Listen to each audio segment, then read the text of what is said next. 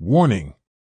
The following podcast you're about to listen to is rated N, not for everybody, especially individuals who just don't get it. I'm obsessed with finding myself now after and not having to prove anything to anybody other than myself and my family, but really myself.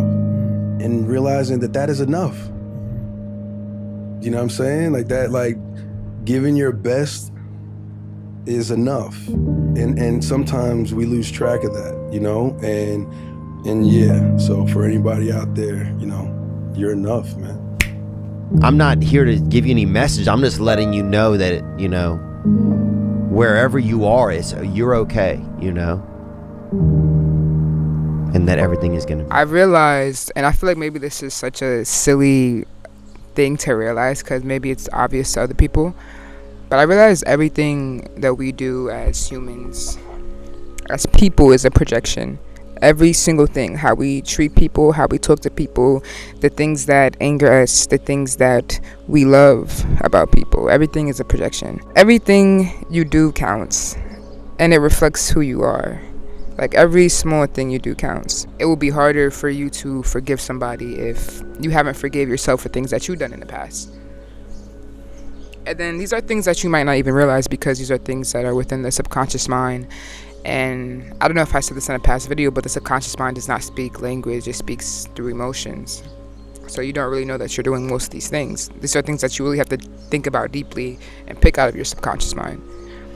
It will be harder for you to trust somebody if you don't even trust yourself. And by trust yourself, I mean like you're not good at decision making, or like for example, overthinking would be the equivalent to not trusting yourself.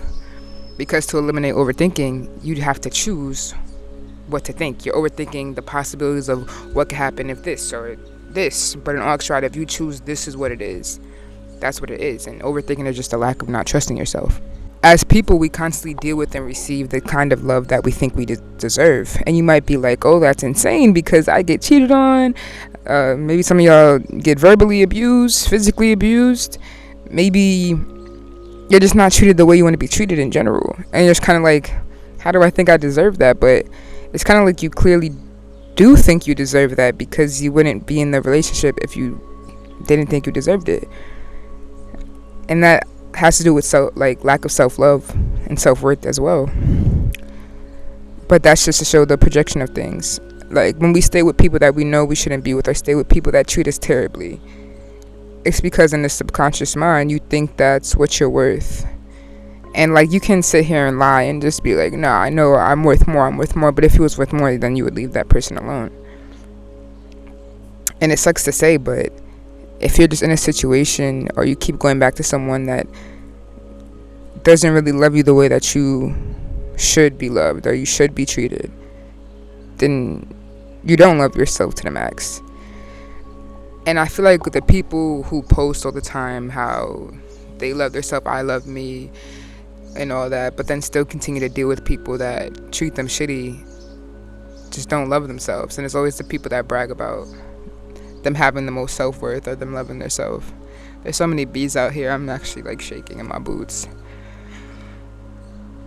Like another projection is like when cheaters like blame you for cheating. And then you find out they were the one cheating all along. That's a projection in itself as well.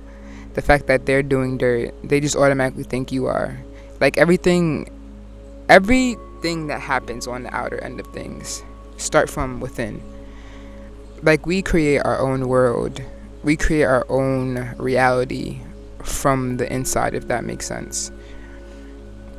What you think about yourself, what you think about people, situations, jobs, even going as small as or big, whatever you want to consider it, as judging people, that starts from within. When you judge people, you're kind of judging yourself. The things you love about others are the things that you see in yourself and you love, and the things that you hate about others or that bothers you about others are the things that you can't really see in yourself. I noticed like I would have people around me or even like friends, and I would feel like at that time that they were so nitpicky and everything bothered them, and I hated that, and it would upset me, and I would even like cut people off because of it. But in actuality, I realized that it's because I lack the ability to set boundaries. And they were able to set boundaries with every small thing that bothered them. I know sometimes it can be annoying in all actuality, but the only reason why it really angered me and bothered me so much was because I lacked the ability to set boundaries. I couldn't see the nitpickiness in myself, so that's what I hated about that person. And I realized that the things that I love about people the most, I like really value like kind of like a dark sense of humor. Not everybody values that, but like when it comes to friendships, at least I do. I like to laugh. I like to laugh a lot. So people who like to laugh and people who are really funny, I love that about them, and I love that about myself. So like literally the people that we even keep around us, like they're kind of projections of our inner world as well. Like, you know, the people who think that nobody really fucks with them and nobody's genuine to them, but it's really because they're not genuine to people. Like, I even realized this, like, seeing people who always post, like, oh, people don't mess with me, people, you know, my friends aren't real, and then, like, it's crazy hearing the stories about, like, how they act towards their friends or how they act towards just people in general. It's because they're not genuine. Like, when you're not genuine, you tend to feel like other people aren't genuine to you. When you are giving something out to the world, you feel like, you know, you're not receiving it back, or depending on what you know, giving out or thinking, you feel like you're not receiving it back, or you receive it back, and it's kind of like, So it's really like, this topic is really something to chew on. Like, if you really took time and just looked around you, the people, how you think about the people around you, how you think about the situations around you, the stuff that you tend to like, the stuff that you tend to not like, it's essentially a reflection of yourself. And not too many can really understand this concept, because not too many can really think deeply and pick out things from your subconscious mind that are damn near screaming at you. I feel like as people, we all go through cycles. And me personally, I feel like I go through cycles like within my love life, and that's also a projection itself, and it kind of makes me feel like a hypocrite. I mean, right now I'm not really tapping into that projection or tapping into that cycle right now. I'm kind of just living my life. But like, something I noticed was I would be with somebody who does not love me, treats me like shit, all around damn near bad. Well, sometimes it's like that. Sometimes it's just like they just treat me bad. And in those moments, I want them even more. Like, it's like you like the people that don't like you. And then, like, you're gifted with someone that shows you that attention. They're good looking. Like, everything is exactly to the T. It's kind of like you don't want that person. That's a projection itself, because like I said, subconsciously you don't feel as if you're worthy of that kind of love. And that's the reason why we don't like the people back that kind of like us. And that honestly goes back into attachment styles and other things as well. But that's something to think about. Like, why don't we accept the people or love the people that tend to love us, show us so much love, and compared to the people that treat us like shit? That's something we would have to work on subconsciously, of course, because these are not conscious thoughts. We just think we don't like the person, you know? And that's honestly kind of sad, because I feel like we miss out on so many opportunities with people and things because you're too hooked up over toxicness or past situations or anything that happened in your past. And like, these are habits or things that we picked up as children in the childhood, or even just picked up from our first relationship ever dealing with people. I remember my first relationship, I was so naive, and I could have sworn up and down I would have married that person. And that person showed me no signs for me to even feel that way, you know? It's because the idea that we have on love before dealing with love is completely different than after we go through it. You say you want a good, healthy relationship, and then the moment you get it, you don't want to deal with that person, or maybe even you become the cheater and the hurter. I've been through that. I definitely been through that, and that's just you projecting and you filling in the other role of the relationship that you used to be in. Let me reword that. If you've been in that toxic relationship and the other person was cheating on you and you was always loyal to them, now you're in a new relationship and that person is loyal to you, showing love to you, it's kind of like you have an itch to shake up the relationship. And then it's kind of like you're just repeating cycles of your love life. And I don't know, me personally, I don't want to be in a cycle in my love life no more. I don't want to be in a cycle in nothing. I don't want that shit, you know. But maybe that's just me, because I feel like there's two kinds of people in this world: the people who live in the now, and then there's people who live for whatever they believe in the afterlife. And unfortunately, I'm a person that lives for what could happen when I die, you know. So that's really your story to that's really what you want to do. The story you tell yourself, like, naturally becomes your reality. So if you're constantly telling yourself that, oh, people treat you dirty, people don't love me, I'm not worthy of this, maybe, or I'm a shitty person, or just anything negative, the story that you tell yourself 100% becomes your reality. The difference between me and like just normal people out here, compared to like billionaires, millionaires, I'm sweating, sorry if you can see that, like compared to like billionaires, millionaires, is that they don't tell themselves that negative shit. They 100% believe in themselves, even if they were poor, or even if they are bad people, or even if they are just anything negative. They don't tell themselves that shit. They tell themselves whatever to get them to the top. And that's something I need to work on myself. And that's something, if you're listening to this, then you should definitely work on. Stop thinking I'm broke, because you're just going to be stuck in that mentality, not doing anything about it. If you want to be something in life, you need to move as if you already have it. I want to be a therapist. I eventually want to have a website where people can listen to things like this. Maybe pay $10 a month. But I'm moving as if I already have that, and I don't even have my degree. But you know, sometimes I get in the funk where I don't even move like I have that. Hence the 2 months I haven't posted. But I feel like I'm trying to work on a mindset shift. I'm trying to work on everything shifting in my life. I'm trying to alchemize, if that makes sense. But I hope you guys can try to alchemize your life too, and just make it better if you want to. I want to talk about the power of letting go. I've been watching so many videos about this, not because I'm hurt, because I'm not anymore, but more so just to know. It's like degree shit, maybe. But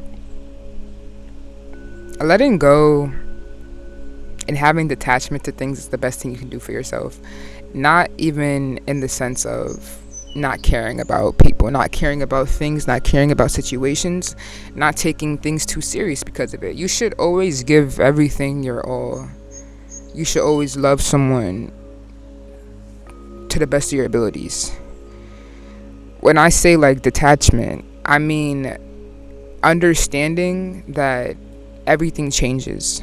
No matter what state it's in, no matter anything, any subject, any shit, object, people, relationships, situations, everything changes. So the fact that we know as people that everything changes, whether it's good or bad, we need to let go of the attachment to having expectations for things to stay the same, because that's the downfall. And I heard something the other day, and it said the reason why most people hold on to like relationships or things like that is because they think if they suffer that they're right, which is not even true. There should never be thinking of a right or wrong, especially when it comes to relationships or past situationships, past relationships, whatever. We need to let go of the idea that suffering equals you're right, and that's something we do subconsciously.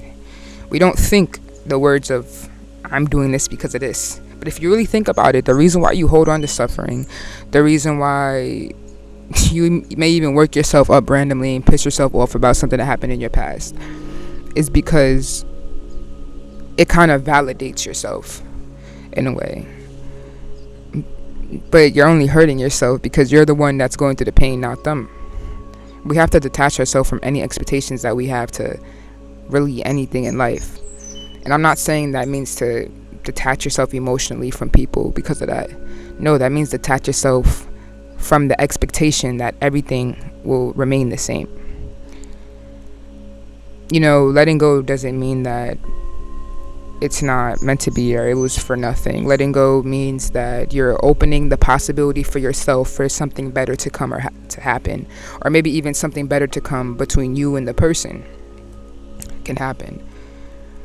You know, when you have certain things in your life, like you're blocking your blessings as to what to come. If you believe in God, if you don't, it goes both ways.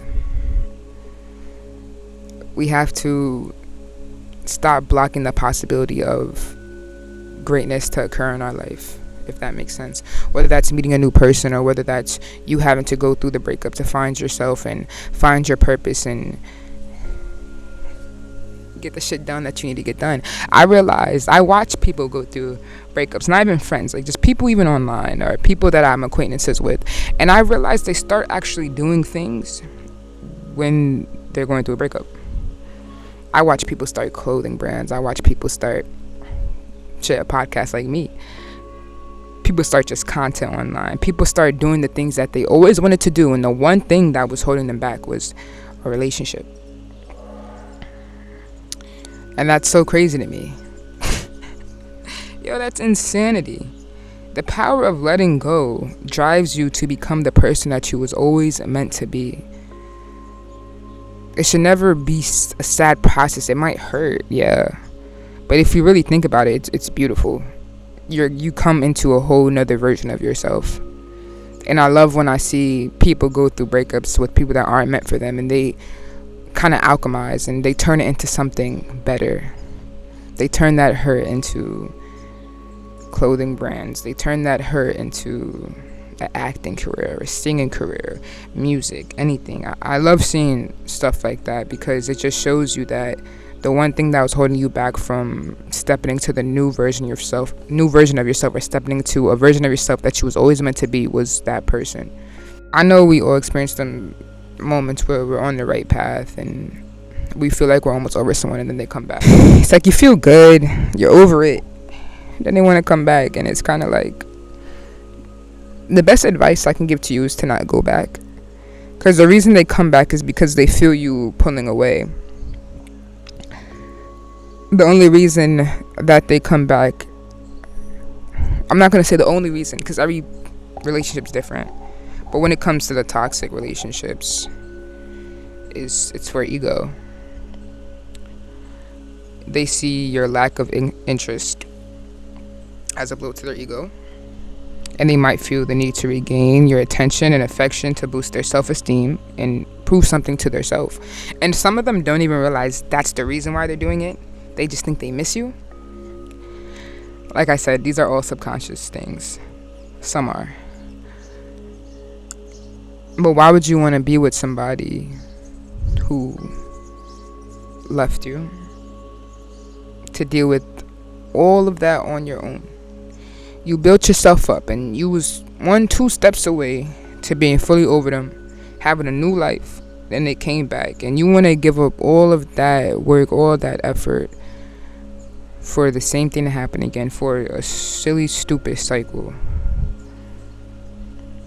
I don't see that for you, and I don't see that for myself, and I don't see that for any person I come across in my life. My advice to you is to not go back. A day is going to come where you meet the reason why God did not allow you to settle, or why the universe did not allow you to settle. Whether that's a person, whether that's a business, a situation, whether that's a feeling, anything. you're going to meet the reason why God did not allow you to settle.